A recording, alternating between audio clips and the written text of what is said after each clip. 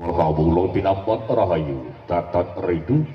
kenen panjenenganipun Sanggar Ayu kang titipalan esta Sanggar Ayu kang sampun kedhotrat mapan wonten sasamargan kasemanggihaken jumbuh kaliyan tata cara ngamapan wonten laladan puncak grobogan krinipun kadya sang Candaka Munya Ewaris Candrane.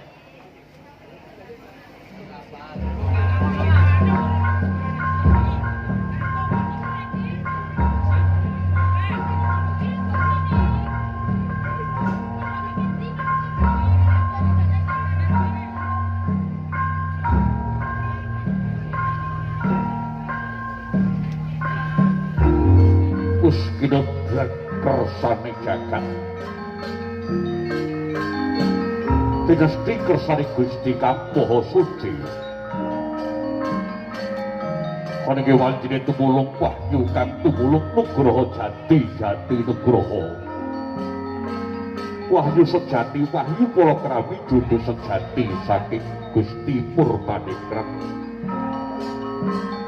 ana nggih perbawaning swasana hamba rasa ayem angayomi awit kena perbawane pangaribawane kang samya Bilujakrama ana nggih titah sawantah asipat dalu lan wanita bagus danang bintang Mandala Danu Pradana dalasan kusumaning ayu Oktaviana Putri Hamsari kadya dumugi wayane mangsa kala dumaring kodrat anginipun kepareng nyawijaken tresna kang tulus kang mapan wonten ing kedunge nala saniki pinestine judul panggihipun temanten sar tribit jumbuh kalen pangandikanipun para leluhur Dewi budaya adiluhung budaya Jawi kang adiluhung budaya kang tulus Mastuti ila-ila dawuhipun para kina kang cinandhi ing awiyat jinemono ing maruta. Saha mulat edi endahing budaya luhur, marsuti pergawane budaya tulus. Pergawane budaya tulus budaya teges budi lan daya, tuwuh saking usih panggalih. Tulus haneke werdi, saring pangesti tumuju kautapen. Ing kono kebak kawibawan kalawan netra kang pinerbane rasa tresna. Tresna kang ginake papan wonten ing sanubari titah sawantah. Sakinipun kepareng badhe pagun catur netra kanthi paringi cipta. Paminta nugraning Gusti kang Maha Loka. Gusti kang menang purba amasesa jagat saisine. Kenen mandeng Suranendriya mugi bamparing sedya sakinipun bangun bale wisma nitih baita katresnan. Lelayaring samudraning memperayat linandesan samudraning tresna awit jumbuh pangandikanipun para winasis pitutur luhur gegarane wong akrawi dudu bondo dudu rupa amung ati pawitane luput pisan kena pisan yen gampang luwih gampang yen angel kalangkungan kena tinumbas ing arta jumbuh kane sabda talep Rasulullah pamuji donga anggragit Barokallahu laka wa barokah ngalaika wa jama'a bainakum mafi koir. Mugi Allah sekali talah pari berkah barokah. Dumateng temanten saripit hanginipun badhe jejudan kanthi daun suci. Bila temanten kakung lumaksana lonan kakanthi Rama Ibu Bapa Agus Kristianto dalasan Ibu Kusmiati.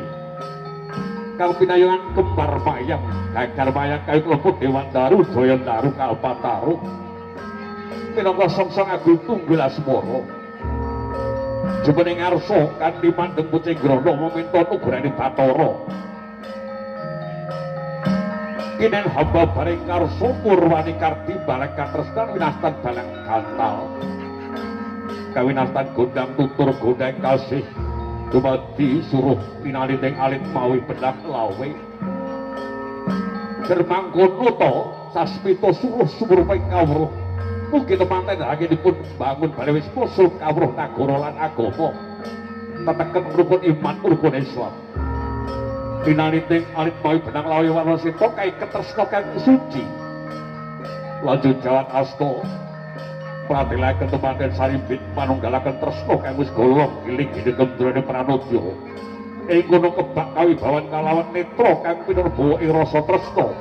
gambaraken katresnan suci kang wis golong giling mapan wonten teleng ati sajuga kang sedya hanggayu bagya mulya mugi ati lati pakarti nyawiji budi pekerti kang utama kemanten putri Alju jejengku kiren bekti sungkem marang guru nadi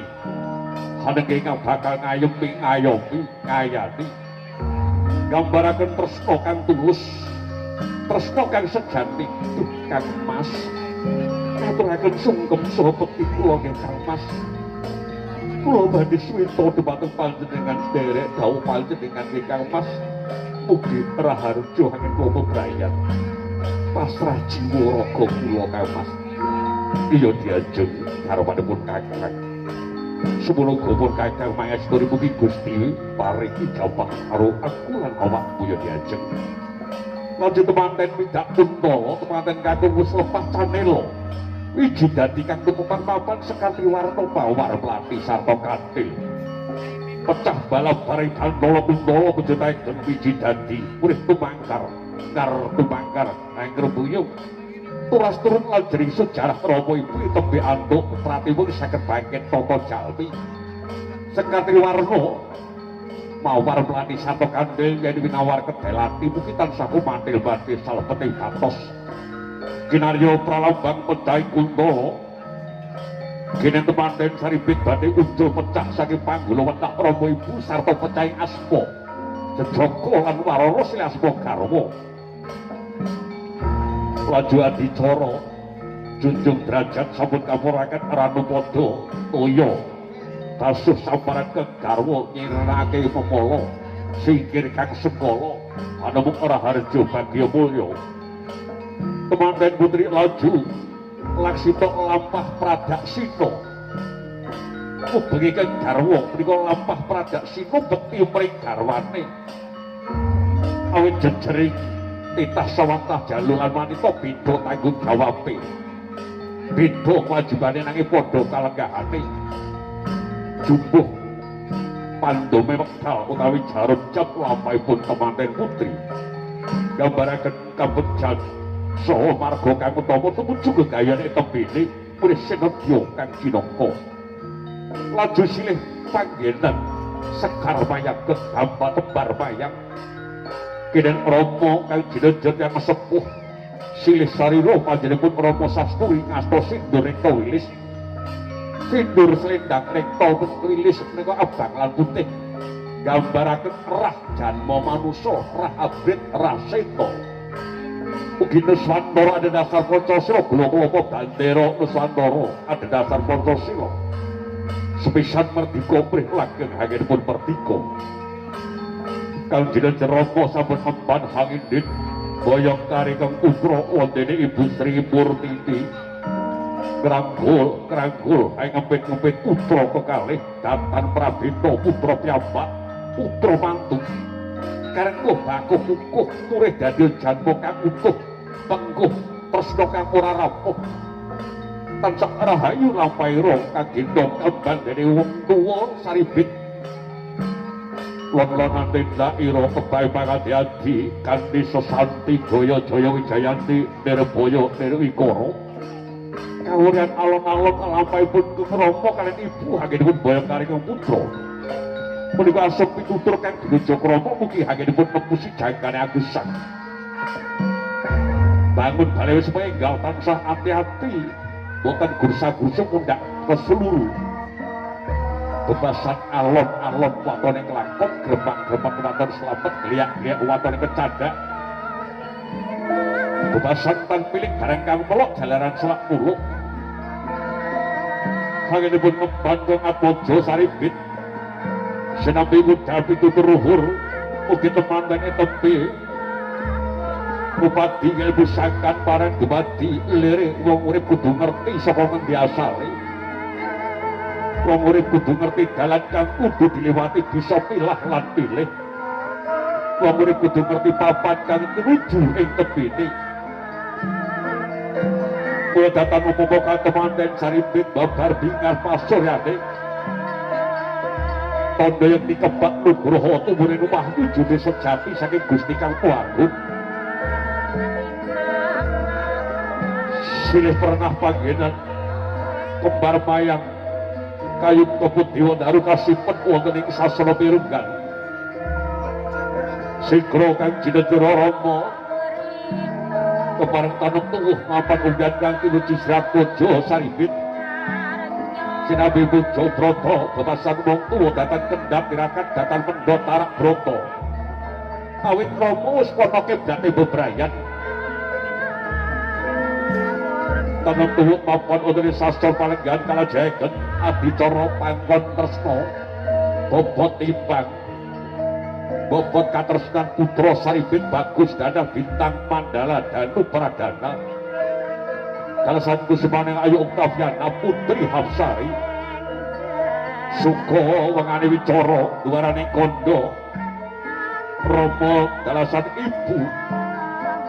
sabun hameng kujengku kanan kering asta ngrangkul pamidangan dengan kojo winastan bapa tresna jumuru puji asta Romo tuji astu tining Romo ibu marang kang putra kekalih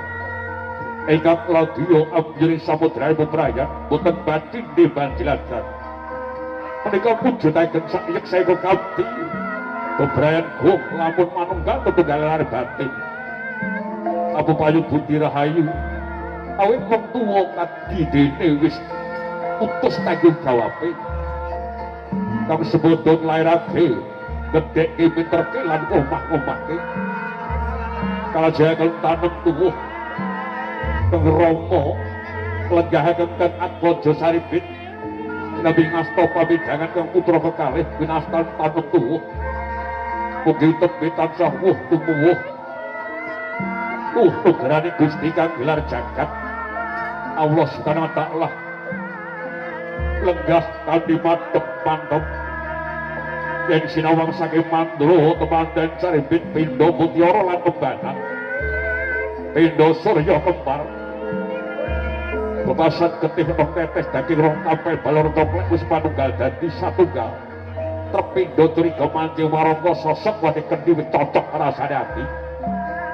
tumuli kridaning sanggarayu an Isna maneng nggih kacar kundur ugi winastan tangka kaya kaskaya saking Guru Nadi Bagus Danang Bintang Mandala Danu Parda Pradana Sigro jumeneng asta sindur alit tilan wabus kacung gembala Esenak Raja kaya donya brana Palawija Kapulaga Praseta Prasketos Kacang Kawak Deling Kawak Pari Kawak Pon-pon Jagung Kawak Sekar Monto Warna Sarta Ato Receh menapa sarta kawak sing adoh dadi cedhak sing cedhak dadi sanak sing wis dadi sanak satemah mahanan urip kepenak pralambange temanten kagum kagungan tanggung jawab ngayomi sarta ngayani jumbo kaliyan Dasanama priya prigel makarya Dasanama kagum kagungan sifat kaku lan lengkung kaku ateges tegas tanggung jawab wicaksana lengkung sabar narima bandung nyukuri apa kang ana temanten putri datang marebel nampi Gunakaya wong Pulau Karambi dasar wanita kang sulistiwarti gemi satiti ati-ati astiti nampi Gunakaya wong Pulau Karambi saking Gusti Kang Maha Suci anggenipun sambut jilan akrabi mugi antuk rejeki kang suci insyaallah tembe kebasan suki sapi kagungan dalem loji titih mobil mercy insyaallah saged jangkepi rukun Islam ibadah wonten ing Mekah Madinah hanake tanah suci katuraken dumateng Yayah Widi nyuwun pangastuti pitutur luhur Kang Edi anggenipun badhe bangun bali wis ngubetake Gunakaya wong Pulau Karambi dadi dedaringan Kang Edi lan Pedi katuraken Rama Ibu mugi Rama Ibu lega-legane penggalih nampi Gunakaya wong Pulau Karambi sarta pari pitutur salebeting penggalih sanajan boten kawiji lisaning pangandika pinayungan Yuwana Basuki babaring karsa temanten kebak Nugroho Nugroho Jati Jati Nugroho